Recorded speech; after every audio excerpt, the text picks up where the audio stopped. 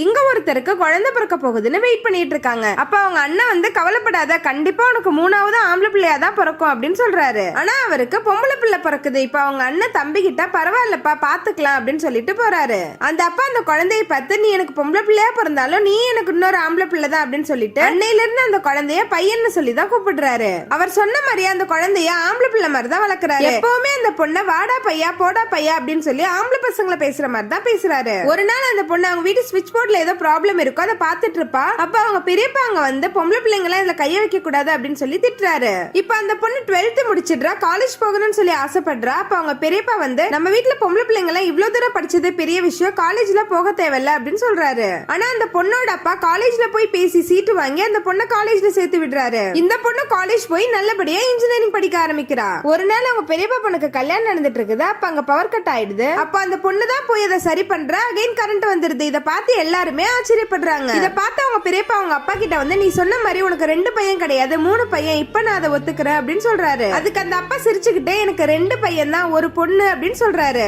என்னதான் அந்த அப்பா பொண்ணு மேல பாசமா இருந்தாலும் அவளை பையன் சொல்லி கூப்பிடுறது அவளுக்கு பிடிக்காம தான் இருந்தது. முதல் முறையா அவளை அவர் ஒரு பொண்ணா நினைக்கிறது அவளுக்கு ரொம்ப சந்தோஷமா இருக்கு.